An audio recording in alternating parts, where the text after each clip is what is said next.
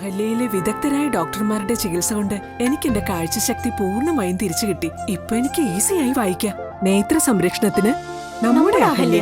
Ahalya foundation eye hospital, കേരളത്തിൽ എല്ലായിടത്തും. Muvattupuzha vigilance കോടതിയിൽ നിന്നും സ്ഥലം മാറിപ്പോകുന്ന ജഡ്ജി NV രാജുവിന് മൂവാറ്റുപുഴ ബാർ അസോസിയേഷന്റെ നേതൃത്വത്തിൽ യാത്രയയപ്പ് നൽകി.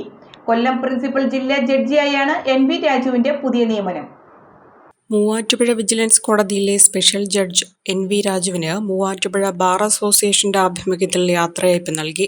മൂവാറ്റുപുഴ ബാർ അസോസിയേഷൻ ഹാളിലാണ് ചടങ്ങ് സംഘടിപ്പിച്ചത്. കൊല്ലം പ്രിൻസിപ്പൽ ജില്ലാ ജഡ്ജിയായാണ് NV രാജുവിന്റെ പുതിയ നിയമനം. 2 വർഷത്തോളം മൂവാറ്റുപുഴ വിജിലൻസ് കോടതിയിലെ സ്പെഷ്യൽ ജഡ്ജിയായിരുന്നു ഇദ്ദേഹം.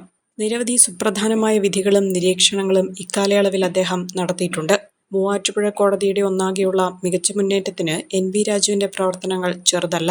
മൂവാറ്റുപുഴ മാക്ട് ആൻഡ് അഡീഷണൽ ജില്ലാ സെഷൻസ് ജഡ്ജായി ചുമതലയേൽക്കുന്ന KN ഹരികുമാറിന് ചടങ്ങിൽ സ്വീകരണവും നൽകി.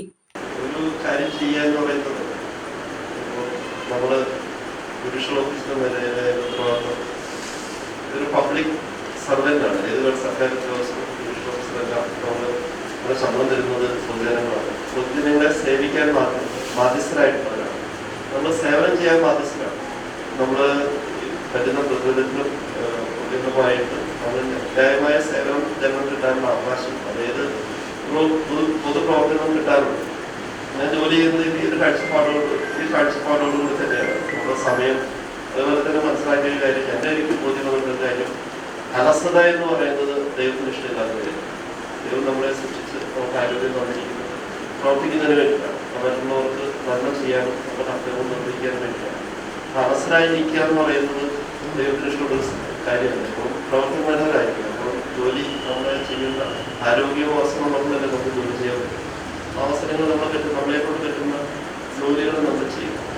അപ്പോൾ ഇവിടെ വന്നു കഴിഞ്ഞപ്പോൾ പറഞ്ഞ ചെറിയൊരു വ്യത്യാസമുണ്ട്.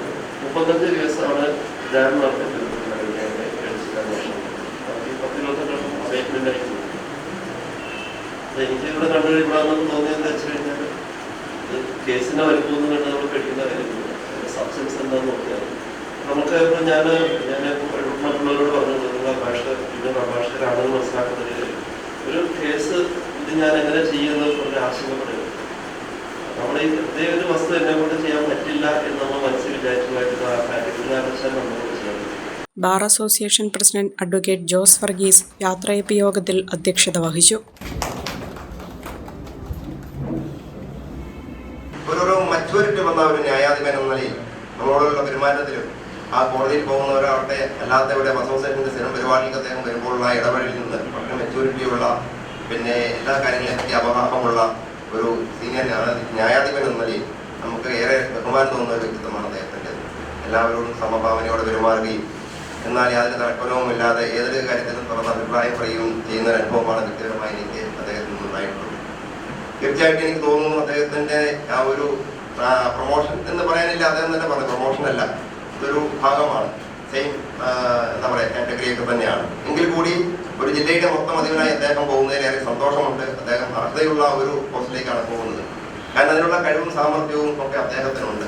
സബ് ജഡ്ജ് അദീഖ് റഹ്മാൻ, മജിസ്ട്രേറ്റുമാരായ ടോണി P. തടത്തിൽ, നിവേദിത, ബാർ അസോസിയേഷനിലെ മുതിർന്ന അഭിഭാഷകരായ advocate N. Ramesh, NP. Thankachan, R. Ajith Kumar, Saji Mathew, CK.